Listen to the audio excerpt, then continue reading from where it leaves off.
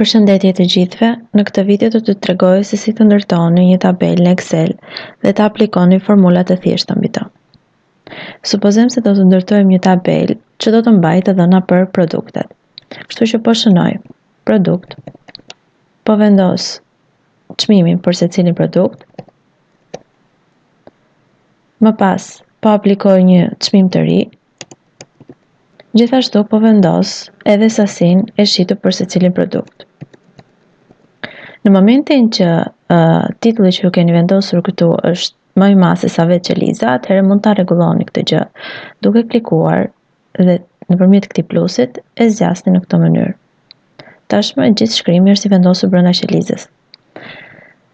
Pasi të kem vendosur të gjitha të dhënat e produktit, do dua që të llogaris me formulë fitimin dhe gjithashtu do të llogaris edhe përqindjen e rritjes së çmimit.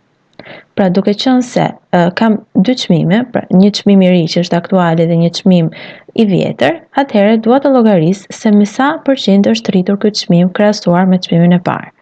Kështu që po vendos përqindja e rritjes së çmimit.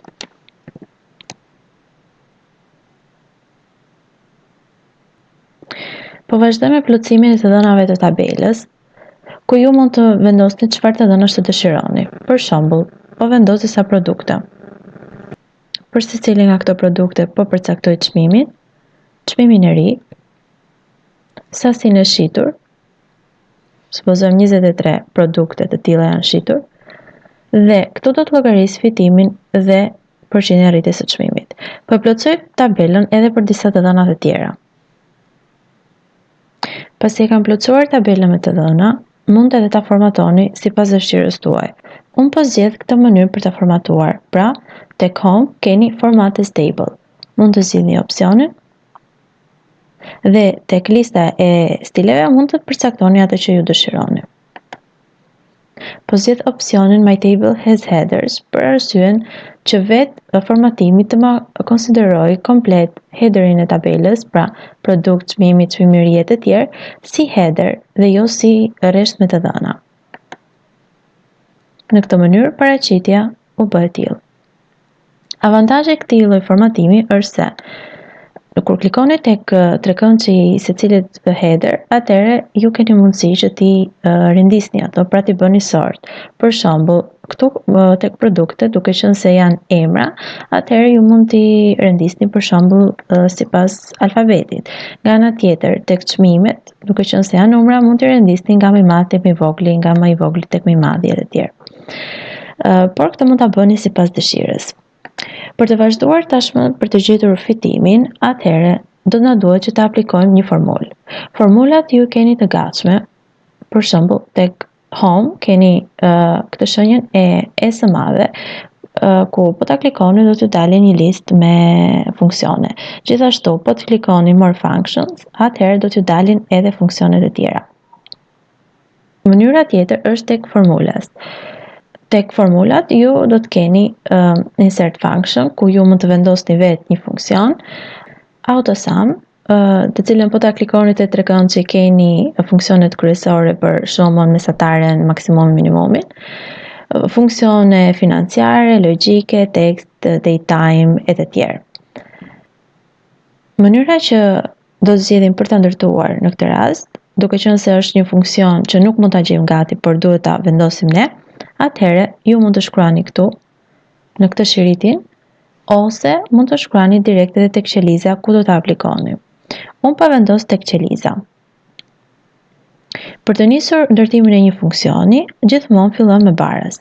Në këtë mënyrë kemi thënë që po përcaktojmë një funksion. Për të llogaritur fitimin, formula nga jeta e përditshme do të ishte sasi e shitur shumëzuar për çmimin, ku çmimi mund të jetë çmimi i vjetër ose çmimi aktual. Unë po marr çmimin aktual. Për këtë arsye, ajo që do duhet të bëj ose i shkruan manualisht, pra tek cila qelizë e ke të përcaktuar vlerën që do marrësh, në këtë rast do të ishte D2, ose ju mund ta bëni direkt duke klikuar tek qeliza. Pra nuk shkruani vetë manualisht, po thjesht e klikoni. Për shembull, klikova qelizën e parë.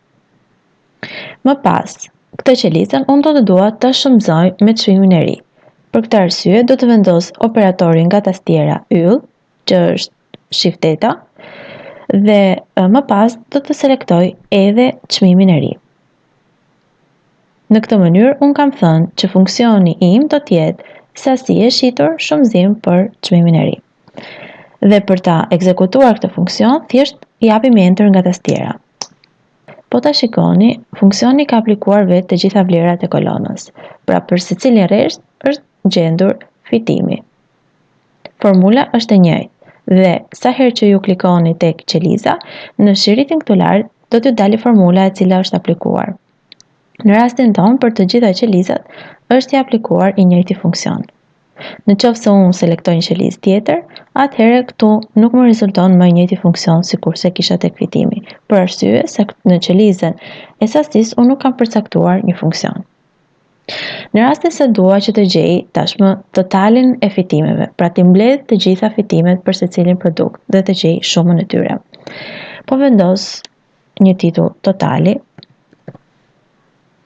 dhe tashmë për të llogaritur totalin do të më duhet që të mbledh dhe për të mbledhur ne kemi funksion të gatshëm, shuma.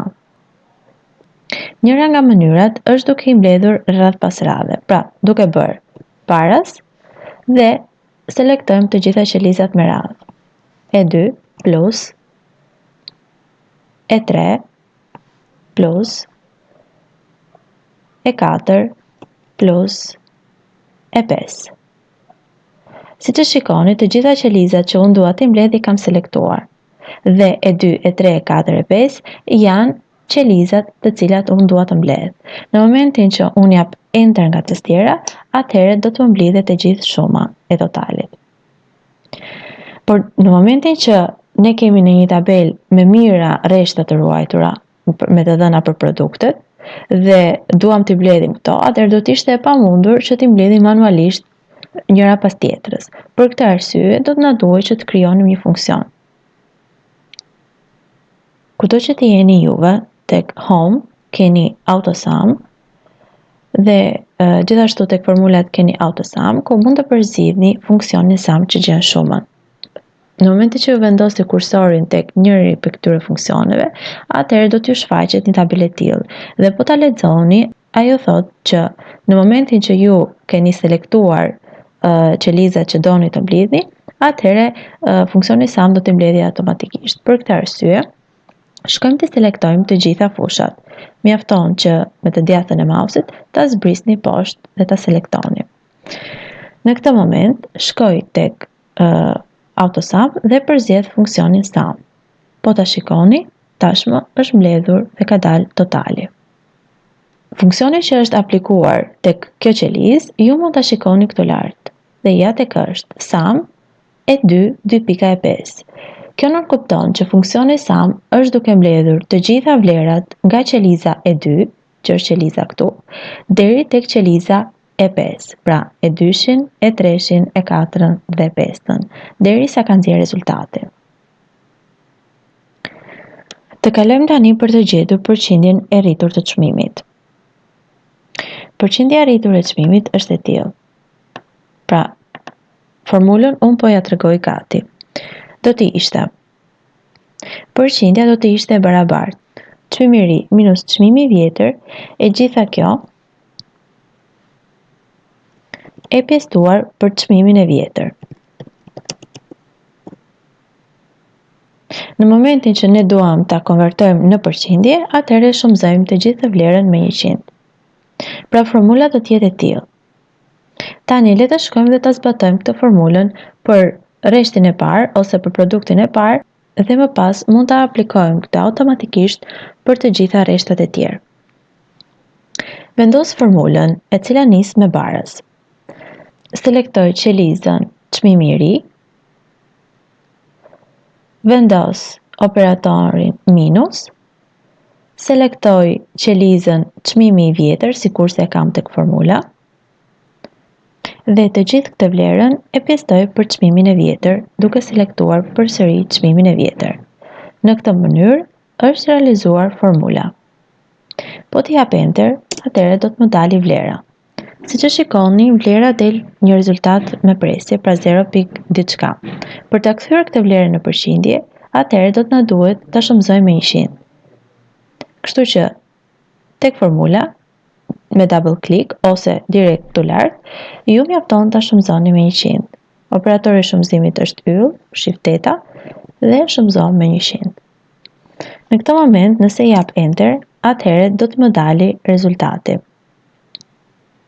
Dhe po ta shikoni, del një rezultat me shumë shifra pas presjes. Këtë gjë ju mund ta formatoni në këtë mënyrë duke klikuar me të djathtën tek koka e tabelës dhe përzgjidhni format cells. Tek number, përcaktoni shifra decimale pas presjes. Unë po vendos një shifër decimale pas presjes. Klikoj OK dhe tashmë kjo do të ishte përqindja e arritjes së çmimit. Pra, kjo nënkupton që çmimi i ri 230 është rritur 9.5% krahasuar me çmimin e vjetër 210. Të njëjtën gjë mund ta aplikoj tashmë për të gjitha qelizat duke klikuar në cepin e qelizës së parë, duke mbajtur mausin të selektuar e zbres për të gjitha qelizat. Si që shikoni, tashmë janë aplikuar të gjitha për secilin nga produktet. Një mënyrë tjetër edhe më e thjeshtë për ta bërë këtë gjë do të ishte duke shkuar tek home dhe duke përzgjedhur percentage, edhe kjo ta kthen direkt në përqindje, madje edhe me simbolin e përqindjes të vendosur nga pas. Për ta bërë këtë gjë, unë po i fshi të gjitha vlerat që kam vendosur duke i selektuar dhe duke klikuar delete nga tastiera. Në këtë moment, kolona ime tashmë është bosh. Mund ta ndërtoj përsëri funksionin duke vendosur baraz dhe duke zbatuar përsëri të njëjtën formulë. Selektoj çmimin e ri, vendos operatorin minus, çmimin e vjetër, të gjithë këtë vendos në klapa, e pjestoj për çmimin e vjetër dhe i jap enter nga tastiera. Në këtë mënyrë më ka dalë vlera. Kolona jonë është e formatuar tashmë, prandaj nuk ka dalë një vlerë me shifra edhe më të shumta pas presjes.